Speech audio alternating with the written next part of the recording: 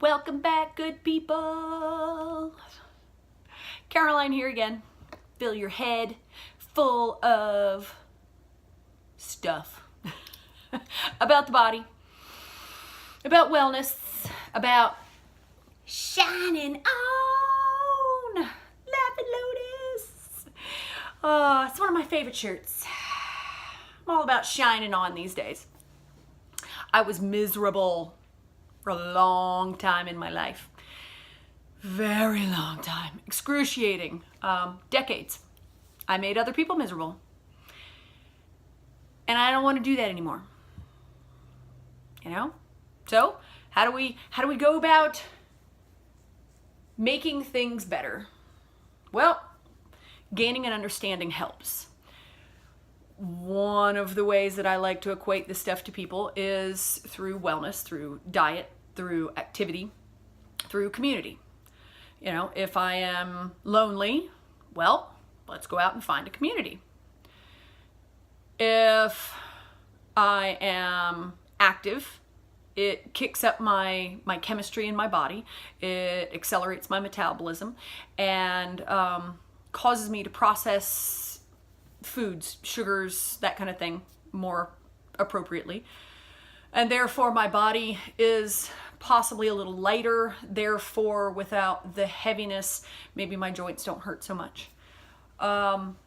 Through wellness, I like to talk about food. So last time we talked about gut health. It became a very long conversation because I mean, it's taking researchers and scientists and medical professionals, decades to figure out exactly what is causing some of our ailments, some of the things that are really dragging down our healthcare system. And they're rounding out, they're coming back on, oh, it has a lot to do with what I put in my body. Well, things that they know, if you watch some of the stuff that's on YouTube, there are some really, really good speakers out there, some medical professionals that are putting a lot of information out about the second brain, your gut. There are folks that are making documentaries about it. Love those. Those are fun. They make me go in and then go through all my cupboards all over again. They also changed my relationship with food. Owning chickens has changed my relationship with food. I no longer eat as much poultry as I used to. I find that chickens are soulful creatures. I mean, they're not exactly bright, but they do have likes and dislikes. I mean, I've got 8 of them out there, and I have some that only like safflower seeds. If I were to put out 4 different kinds of seeds, they would only pick out the safflower, or they would pick out the millet, or they would only want the hulled sunflower seeds.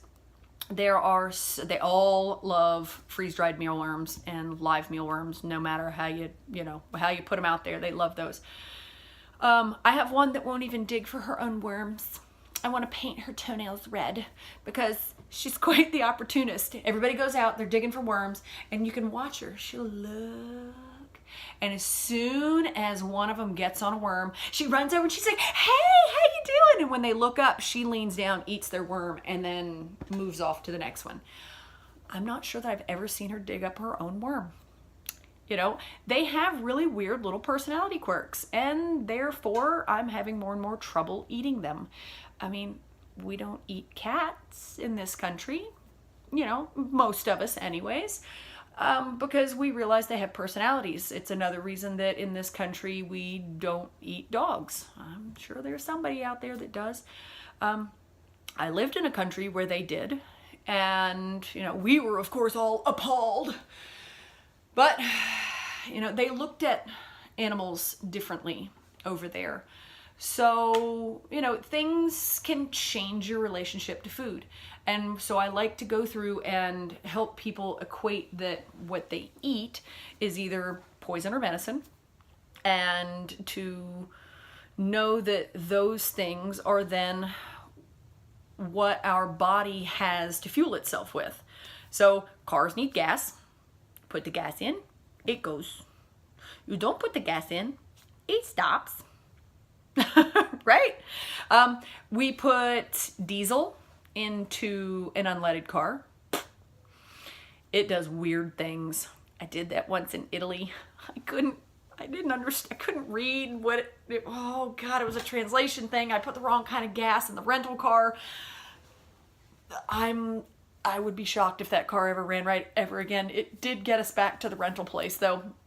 However, they were closed when we dropped it off, and we were leaving that afternoon, so there was no way for me to tell them that I may have screwed it up. So, alas, karma. Anywho, if I put foods in my body that are not like fuel, then my body will go ka-chunk, ka-chunk, ka-chunk, ka-chunk, ka-chunk, ka-chunk, like a teenager learning to drive a stick. If I put good stuff in, okay, then I have more energy. I can think more clearly. My skin is clearer. My hair is healthier. These are the things that we can see on the outside. I have less gas. So with the brain needing to be able to function on the foods that we process, they're now calling the gut the second brain. And it comes down to chemistry. So serotonin, some of us know what serotonin is and some of us don't know what serotonin is. Serotonin is a chemical within the body that creates an overall sense of well-being. So you have these medicines that are called serotonin reuptake inhibitors. You know, folks that are on those types of medications will kind of have a greater understanding of what that is. But serotonin has a lot to do with, do I feel okay today or do I not feel okay today? When my serotonin levels are low, then other chemistry processes within my brain don't function properly either. The pineal or pineal gland it has lots of functions, but one of its functions is melatonin production. Melatonin you can buy over the counter and take that, and it's a sleep aid. You know, you can buy it in various different milligrams, 1, 2, 3, 4, 5. And, the more melatonin you're having to take, that you bought in a bottle over time, then you need to look into the body and go, okay, what's blocking my melatonin production? Well, it's probably something that is blocking my serotonin production.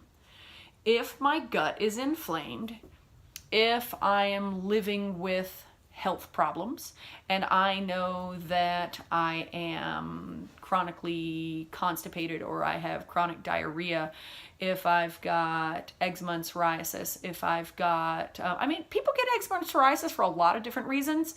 Very rarely do I find people that don't have it because of a food. It can come on because of, laundry detergents, soaps, oils, pets, so on and so forth. So people get it for a lot of different reasons, but the majority of people I see as an herbalist, I find that most of those folks are coming to see me because their guts are in pretty poor shape, and therefore their dietary habits are causing gut issues, which then from the inside out causes psoriasis and eczema. So that's my point of reference from who I am and what I do. So let's say that I eat things that I know cause me discomfort. They cause me to have chronic constipation. I can't figure out how to weed it out. In the last video, we talked about dietary habits, things that you can do, pulling things in and out. You can go through those things and figure out what's causing the gut problems. Because if you're having gut problems, you can guarantee that you're not producing enough serotonin to feel well. There's great TED Talk out there. Look it up. It's wonderful, and it's on the second brain. And he and his fellow researchers found that we used to think that because it was brain chemistry causing a sense of well-being, that it had to be created in the brain. Well, 90% of your serotonin is made in your gut. 10% is made upstairs or elsewhere.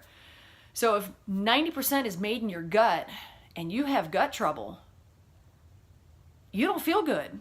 You don't feel well. Your sense of well-being is in the toilet. It's why I was exhausted all the time. It was why I was mildly depressed a lot. It's why a lot of people are depressed. Because if I never get to a point where I can eat things and have it boost my energy, then I know I'm not creating enough of that serotonin with my gut to be able to transport it up into my brain to work with my chemistry. A lot of people, it goes back to that free will. Well, it's just me. This is just the way I am. I used to think these things. Can't change me. If I did this, then I would change. And if I changed, then I wouldn't be me. Some of us need to change. Some of us are dragging other people down. Some of us are creating more drama in our outside world so that we don't feel what's going on in our inside world. Because if I create the drama out there, then I have a reason that I don't feel good. Well, I'm not getting along with so-and-so right now. That's why I'm so upset. Okay, well, would you actually be getting along with so-and-so if your gut was producing enough serotonin and you weren't so combative because you didn't feel good?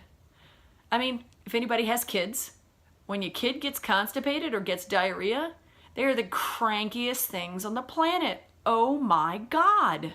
They're horrid. Poor little buggers. So, as an adult, come on, wind in on it. If my gut has trouble, if I'm constipated, if I have diarrhea, then I'm unbearable. I'm not creating the proper chemistry. It's not making it up into my brain. If I'm not creating enough serotonin, I'm not creating enough chemistry to cause my hypothalamus to function properly. I'm not creating the chemistry for my thyroid to work properly. If my gut isn't working right, do you think I'm absorbing enough iodine to feed my thyroid properly? If you've had your thyroid tested over and over and over again, go back and specifically ask for your iodine levels to be tested. Iodine feeds your thyroid. Thyroid functions 300 different processes or more, give or take, in the body. All it needs is iodine. Your gut's in trouble, guess what you're not absorbing? I only know this because I had to do a lot of research on it because I was defunct. So, it's one of the things that I do almost on a daily basis. I take a drop of iodine. I have gut trouble. I'm working on it constantly. I have to look at food like medicine or poison so that I don't get completely out of whack. So, brain chemistry, if my serotonin doesn't head upstairs properly, and let's say I hit the caffeine like a lot, I'm really stressed out, or I've got some deadlines, or I've got classes, or I've got whatever going on, so I'm hitting a lot of caffeine. My serotonin levels in my in my gut aren't appropriate. They don't make it up to my brain. Then I don't feel good. So then I'm going to pick one of my chemicals of choice, caffeine. I love a cup of tea. I actually love 2 cups of tea a day. So then I'm using chemistry, ingested chemistry, to try to level out my brain chemistry. Well, if I don't have the proper serotonin heading upstairs, I don't have the proper melatonin being produced, and I'm supplementing with caffeine, boom, guess what? Insomnia. It doesn't have to be caffeine. It could be chocolate. It could be sugar, diabetics are really aware of how sugar affects them. Sugar, I work on these days cutting out rice because it is a form of sugar that I like. I'm not a sugar fiend candy-wise. I will eat rice 3 meals a day. Love it.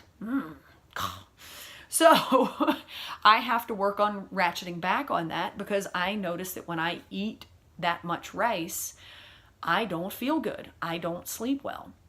So when I'm medicating with food, caffeine, liquids, nicotine, those kinds of things, then I know that my gut chemistry isn't right, because then I'm not hitting that normal sense of well-being. Normal sense of well-being not being met, melatonin production not going, insomnia going up. When all of that starts, pancreas enzymes don't get released properly. Then we can roll over into type 2 diabetes. Ooh, yeah. On the rise in this country. You know, it's one of the things that's burdening our healthcare system. So one of my gigs in wellness is that I want to try to help people figure some of this stuff out, so that we don't burden the healthcare system the way we are.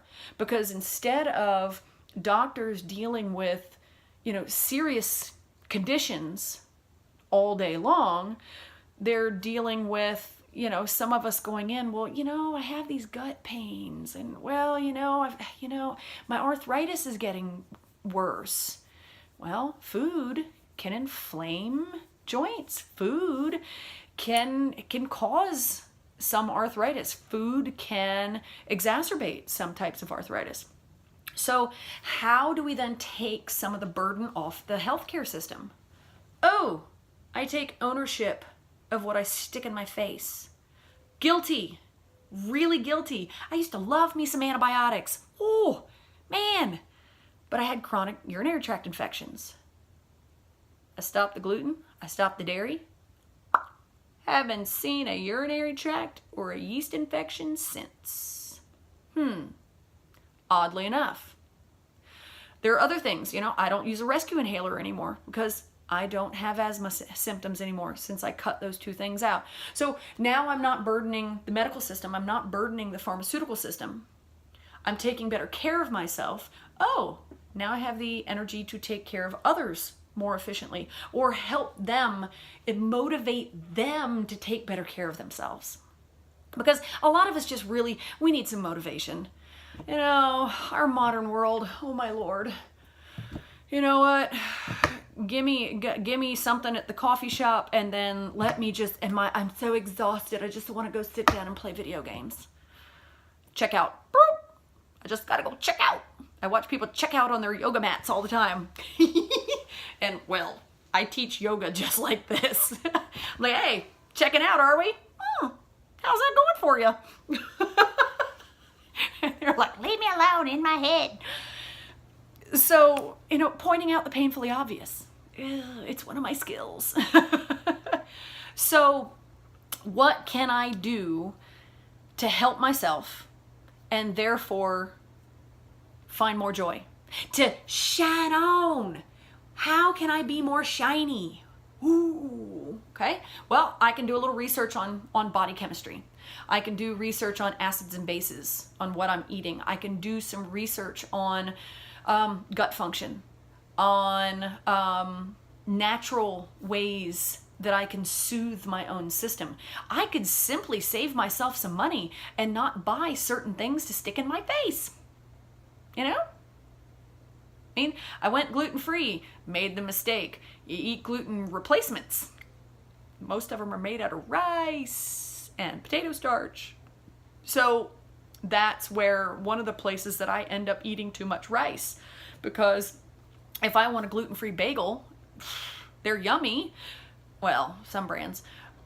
But then I end up eating a bunch of rice as a replacement. And then I love sushi. So, you know, you get a veggie roll, it's wrapped in rice. I get finish my daughter's bowl of rice that she didn't finish. There, I'm getting more rice. So now I'm getting more sugar in my body. Oh, now I'm in this barrel roll, you know, in the ocean where the wave is tumbling me again. And I don't want to be tumbled anymore. I want to tread water, and I want to just be happy in the sunshine with little fish nibbling at my toes. Yeah, well, you know what? They shouldn't have said, hey, why don't you start a YouTube channel? So those are all the things that I have to talk about today. It comes down to research. A lot of people don't want to do the research. A lot of people don't want to know. They just don't. Laziness abounds these days. Our first world culture, it is so easy to get hold of everything that we want and more. And most of the time we just do what's easy. So let me motivate you to pay more attention, even if it's just one thing at a time. I'm just gonna pay attention to this extra fresh sliver in my life. Get a handle on that. Then maybe take another slice out of the gluten-free, dairy-free, sugar-free, basically spongy air that's, and just, little by little, little by little, little by little, or go hog wild. Yes, that's one too. But that is very hard, because a lot of this, you have to start reading labels or eating more closely to the earth, going to farmers markets, choosing, to ask, hey, this is industrially produced. Were pesticides used on it? I mean, bugs don't live if they eat pesticides. Why would people? Interesting. We have genetically engineered bug-resistant foods. Then why would it cause us to function properly? Ooh, that's a rabbit hole right there. Boo! Go down that rabbit hole. Gingerly. I'm not putting anything out there. I'm not putting any of the farmers down, the growers without them. My God. Oh, God bless some farmers. Wonderful, wonderful, very busy humans. Most of them extremely intelligent with the things that they have to think about on a daily basis. Just like doctors. Oh my God, the numbers of things that they have to go through in a day and keep track of. Amazing. So, be well, be healthy, or healthier, right? Make a few wiser decisions. See if they work for you. If they don't, try something else. I usually suggest 30 to 60 days when you do anything. Most things, 2 weeks, 4 weeks, not going to do you a whole lot. 60 days will tell on you if you're cutting out something out of your diet, weeding whatever it is out. If you're trying to help somebody else figure it out, generational things to be aware of. Millennials have trouble a lot of times with food dyes. I'm 43. My generation and the generation above me tend to sometimes have dairy issues. Sometimes have, I have a little thing that showed up on the screen. Ooh. So, dairy issues, corn issues, gluten issues. So you can kind of go through the generations and go, oh, well, they're under the age of 25. Maybe they have an issue with peanuts. My generation at 43, not a whole lot of peanut allergy kids running around, but the generation just behind mine does. Oh, that's another rabbit hole you could go down. I've done quite a bit of research on that. So, you can look at those things, and if you're trying to help somebody else figure it out, there are some things that you can go, oh, okay, well, you're of a certain generation. You're more likely to be intolerant to maybe these things than these things. So, happy hunting for what is possibly causing some of the upset in your body, the upset in your world. And we have to sing. Because if we don't sing, it's just not my YouTube channel, which is now your YouTube channel.